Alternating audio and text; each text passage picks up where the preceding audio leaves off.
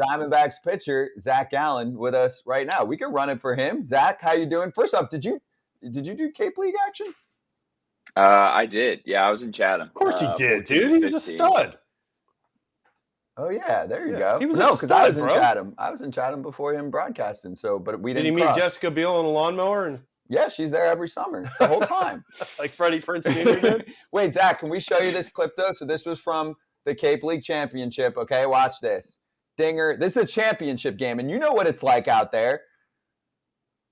Okay, catcher. Yeah, I saw that clip on Twitter. I was trying to figure out what was going on. I don't know. I just don't remember tensions ever getting that high in the Cape. I think a lot of guys were just, especially in the championship, most of those guys are like, man, I'm ready to go home. So it's kind of cool to see the guys, we're still, still ready to roll. But yeah, I kind of caught you guys talking about it a little bit. I wasn't sure, who was on what side and what was going on there. No, we're all, and these are catchers that played a million years ago, and even they're on the side of the hitter, though. They're like, dude, it's a championship game. Like, if there is some tension, like, go for it. He didn't like look back at the catcher and smack him in the face. Like, he Jose Bautista did for a moment. Yeah. Well, my question for Zach is, are you pissed as the pitcher? Are you pissed because you gave him the home run?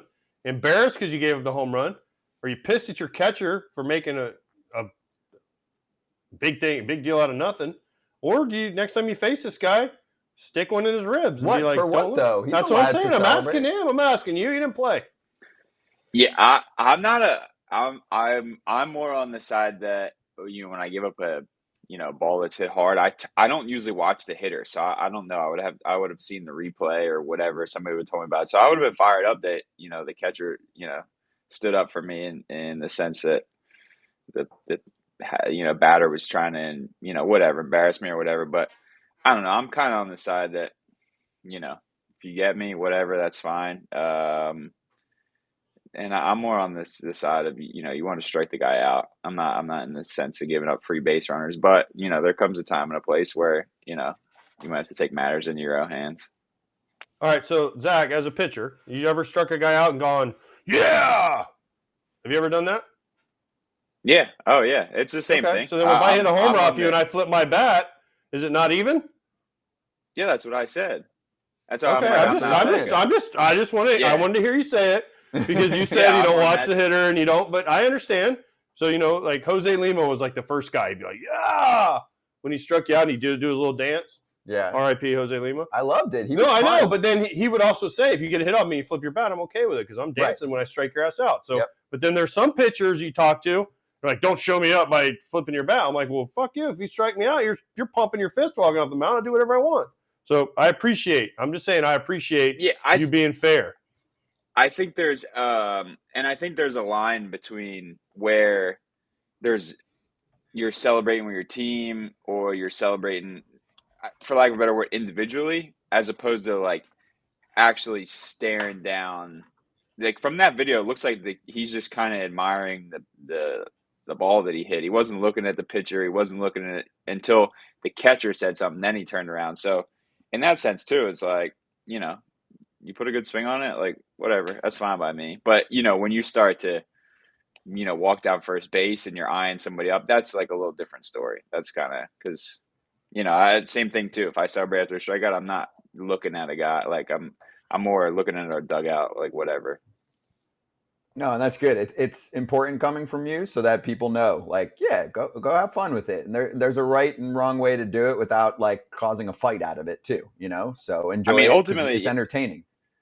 It's a game. That's like at the end of the day, it's a game, and we're all competitive.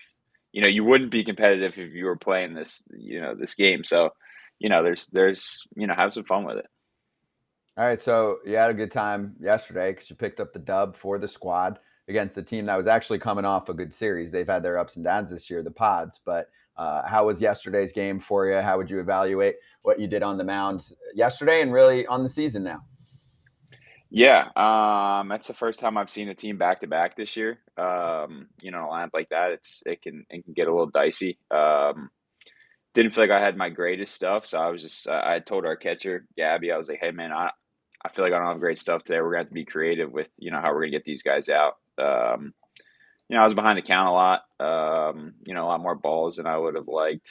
I had to challenge some guys and give us some loud contact, but sometimes it's better to be lucky than good, I guess. So, but we got the win. That's all that matters. Let's see if we can get on a roll here.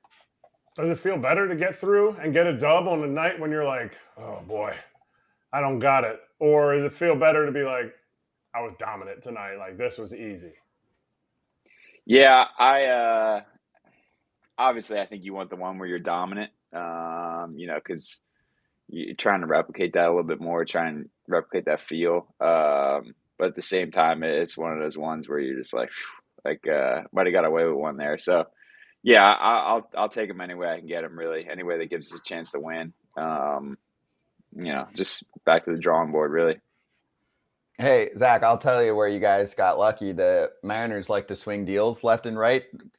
I know Jair Dipoto will be the first person to say that. And I know you guys had to give up some good ball players on your end that were helping the big league squad. But what did you think of the trade deadline? I know you got Tommy Pham, who's a dude, but also Paul Sewald, who he's been on the show many times. Great reliever. Mariners, actually, and I'm watching them a lot lately. They're playing well, but you watch them at the end of games, you're like, damn, they need a high leverage reliever. And now you guys got him. So what's that been like for you guys trade deadline wise to add a couple guys to help the squad?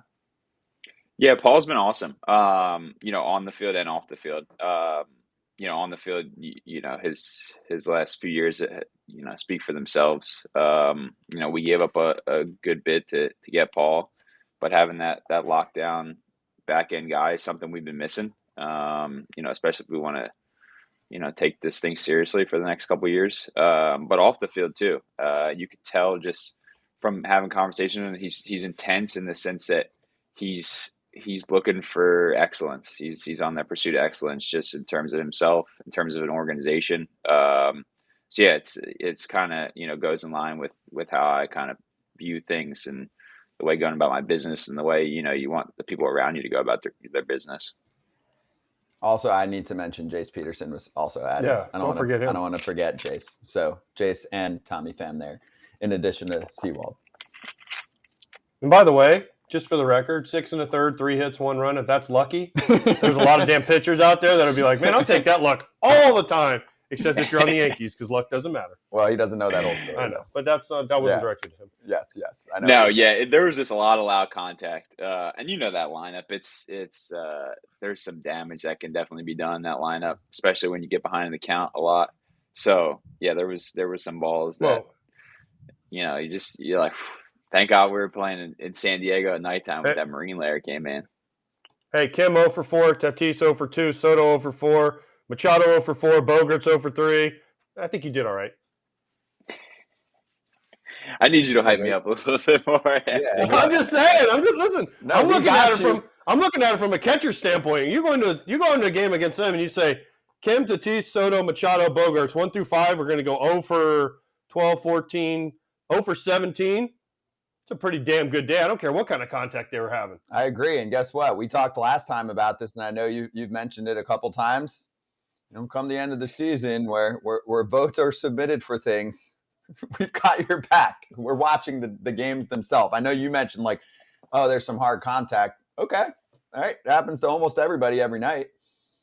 Yeah, it's more so for me. Like I had said in the post-game interview last night, it was like, when you check the box score the next day, it doesn't say 0 for 4 average exit velo 200 miles an hour. Like it doesn't say that. So, but for me, I'm always, like I said, on that pursuit of excellence of just trying to figure out why, stuff like that. There was a lot of contact. Just, I'm always just trying to figure out ways to get better. As, cliche as it is, like, okay, let's try to eliminate that because, is that a thing from facing a team twice in 5 days? Because if I want to pitch in the playoffs, that's going to happen. The series goes, longer than 4 games. You're going to see a team twice in, 5 to 6 days, whatever it is. So, yeah, just, I'm always trying to stay ahead of those things.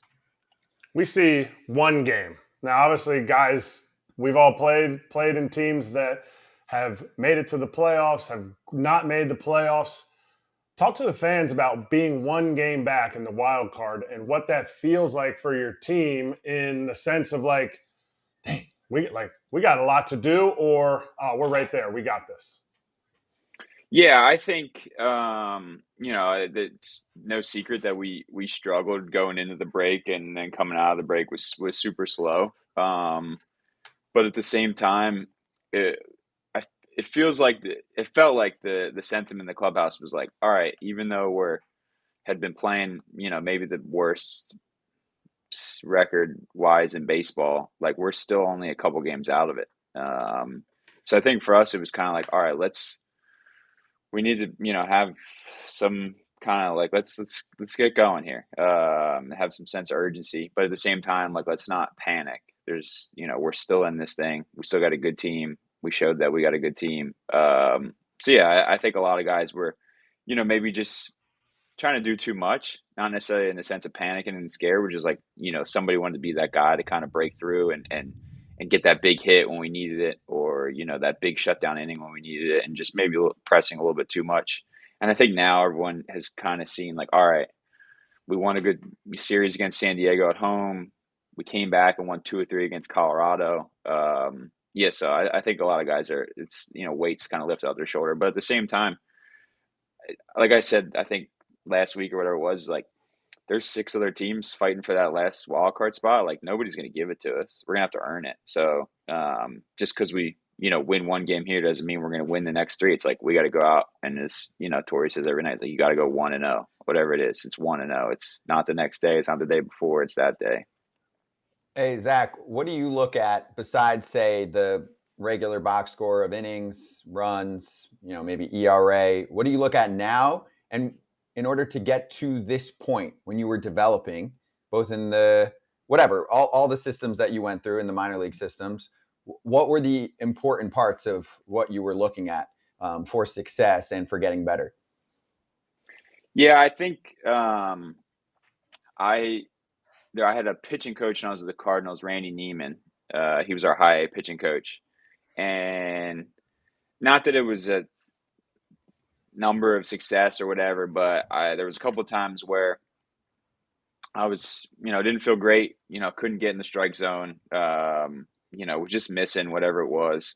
And he's like, there's no reason for you any night to throw more than 30 balls. So not that that's a success thing, because there's nights I've thrown, 32 balls out of my 100 pitches or whatever, and, have gone 7 shutout or whatever. That's a number I look at, though. It kind of shows me that I was more or so ahead in the count. I was putting guys away. I wasn't really wasting a lot of pitches. So that's a number for me that I kind of look at. And, when I'm out there, I'm cognizant of it, but it's not something that, is going to dictate, how I change my game plan. But for me, I'm super feel oriented. So if I felt something in the game, the night before, I'll go and watch a video and see, if I can line it up from a start where I felt good and felt like I had everything working, go out and play catch the next day. And then the big thing is that the other number is just trying to win the first 2 or 3 pitches, like, get count leverage. So get ahead, get, for a strike, and then win that 1-1 count to kind of to get you to 1-2, or, see how fast you can, get to 2 strikes. Zach, you had a good one last night. So now what do you do in San Diego? You're in San Diego. You got the weekend off as a starting pitcher.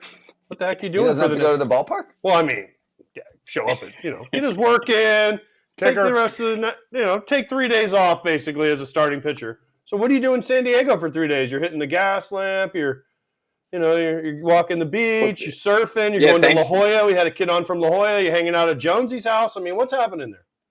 Yeah, no invite from Jonesy. Thanks to you guys, I'm missing some beach time right now. It's 11:30. I could be at the beach. But no, I was I kind of was persuading my girlfriend to come into town for the day. She's busy in tax season right now, so I'm like, what if you fly in tonight? We hang out, and then go to the beach tomorrow, and get some dinner or whatever. So yeah, I'm just hanging out at the hotel today. Probably walk around, maybe get some coffee, and then go to the field, and then maybe go to the beach tomorrow. But yeah, I just joke. I'm like, I'm on vacation now in San Diego for the next 3 days. Yeah. I mean, some people are distracted there if they play there, because it's like, damn, it's so beautiful, like, right? Yeah. Plus, we're there where they stay. I mean, it's right in the heart of heart of it. Is it? I don't know where. Well, I mean, most of them don't give stay away right by the exact, ballpark. but- I'm not going to say exactly Yeah, where, yeah. but you can go across the bridge to Coronado. Yeah. I mean, you have Gaslamp right there.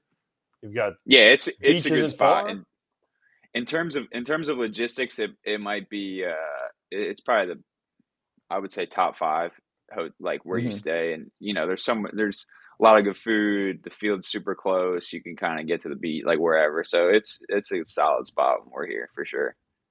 I always enjoy coming here. It's a cool park. Yeah, Like there's I good mean, energy. listen, nobody has ever said, "Oh crap, I got to go to San Diego, work one day and get 3 days off." I don't think anybody in the history of the world's ever said that.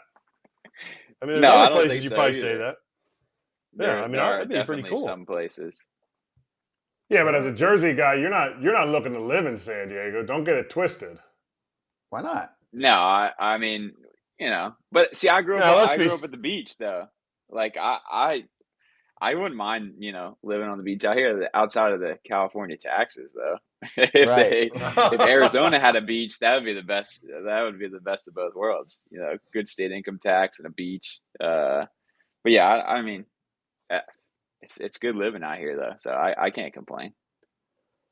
I agree. Listen. It's nice out there. Mm-hmm. Yeah.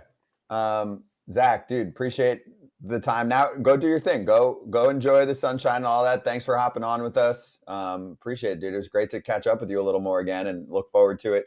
Keep the playoff chase going. All right. That's right. Sounds good. Thanks, fellas. Thanks for having me on.